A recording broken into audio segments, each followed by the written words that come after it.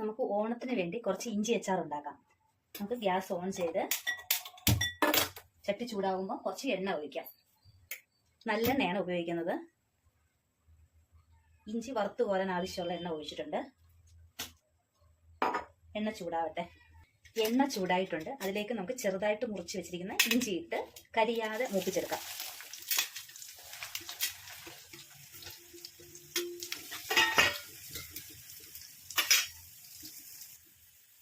ഇഞ്ചി മൂത്തിട്ടുണ്ട്. ഇത് നമുക്ക് കോരിയെടുക്കാം. കോരി തണുക്കാൻ വെക്കാം. പൊടിക്കണമല്ലോ, അപ്പം തണുത്ത് കഴിഞ്ഞാൽ നമുക്ക് ഈ പാത്രം മാറ്റി വെച്ചിട്ട് വേറൊരു പാത്രത്തിൽ കുറച്ച് തേങ്ങ വറുത്തെടുക്കാം. ഇതിൽ നമുക്ക് അച്ചാറുണ്ടാക്കാം. അപ്പം ഈ എണ്ണയിൽ തന്നെ ഉണ്ടാക്കാമല്ലോ. ഇവിടെ ഇരിക്കട്ടെ. ഇതിൽ നമുക്ക് കുറച്ച് തേങ്ങ വറുത്തെടുക്കാം. ചട്ടി ചൂടായി. അതിലേക്ക് നമുക്ക് കുറച്ച് തേങ്ങ ഇടാം. കുറച്ച് ചെറിയ ഉള്ളിയും കൂടിയിട്ട് നന്നായിട്ട് ഇതൊന്ന് മൂപ്പിച്ചെടുക്കാം.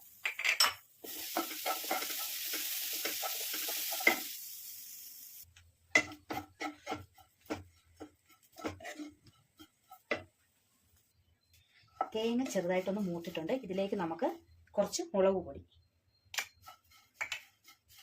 കുറച്ച് മല്ലിപ്പൊടി, ഇതും കൂടെ ഒന്ന് കരിയാതെ ചെറുതായിട്ടൊന്ന് മൂപ്പിച്ചെടുക്കാം.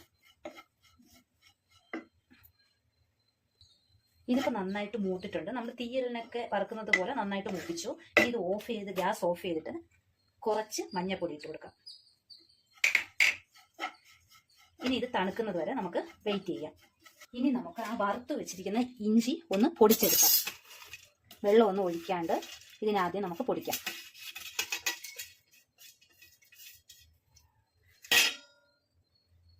ഇഞ്ചി ഞാൻ നന്നായിട്ട് പൊടിച്ചെടുത്തിട്ടുണ്ട്. ഇതിലേക്ക് നമ്മൾ ഈ വറുത്ത് വെച്ചിരിക്കുന്ന തേങ്ങ കുറേശ്ശായിട്ട് വെള്ളം ഒഴിക്കാണ്ട് നന്നായിട്ട് പൊടിച്ചെടുക്കാം. ഈ ഒരു പരുവത്തിന് തേങ്ങയും ഇഞ്ചിയും കൂടെ ഞാൻ നന്നായിട്ട് പൊടിച്ചെടുത്തിട്ടുണ്ട്. ശകലം പോലും വെള്ളം ഒഴിച്ചിട്ടില്ല. ഇനി നമുക്ക് ഈ ചട്ടി വെച്ച് ഈ വറുത്ത് കോരിയ ചട്ടിയിൽ തന്നെ നമുക്ക് ഈ എണ്ണയിൽ തന്നെ നമുക്ക് അച്ചാർ ഉണ്ടാക്കാം. എണ്ണ നന്നായിട്ട് ചൂടായിട്ടുണ്ട്. അതിലേക്ക് നമുക്ക് കുറച്ച് കടുക് ഇടാം. കടുവെല്ലാം പൊട്ടിക്കഴിഞ്ഞ് അതിലേക്ക് തീ കുറച്ച് വെച്ച് കുറച്ച് പച്ചമുളക്, കരിയാപ്പല, ഇതിലേക്ക് നമ്മൾ വറുത്ത് പൊടിച്ച തേങ്ങയും ഇഞ്ചിയും കൂടെ ചേർത്ത് കൊടുക്കാം. തീ കുറച്ച് വെച്ചിട്ടാണ് ചേർക്കേണ്ടത്, അല്ലെങ്കിൽ കരിഞ്ഞു പോകും. ഇതിലേക്ക് നമുക്ക് കുറച്ച് പുളി പിഴിഞ്ഞതും കൂടെ ഒഴിച്ചു കൊടുക്കാം. ഇനി നമുക്കിതിലേക്ക് കുറച്ച് കായം, അച്ചാറിൽ നമുക്ക് ശകലം കായം വേണം, കുറച്ച് കായം, ആവശ്യത്തിന് ഉപ്പും ഇട്ട് കൊടുക്കാം. ഇനി ഇതൊന്ന് നന്നായിട്ട് തിളച്ച് എണ്ണ തെളിഞ്ഞ് വരുന്നത് വരെ നമുക്ക് ഇളക്കി കൊടുക്കാം.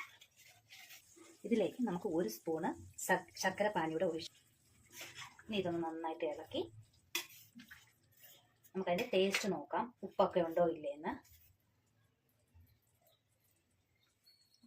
ഉപ്പെല്ലാം ഓക്കെയാണ്. ഈ കുറച്ചുകൂടെ ഒന്ന് നന്നായിട്ട് എണ്ണ തെളിയുന്നത് വരെ നമുക്ക് വെയിറ്റ് ചെയ്യാം.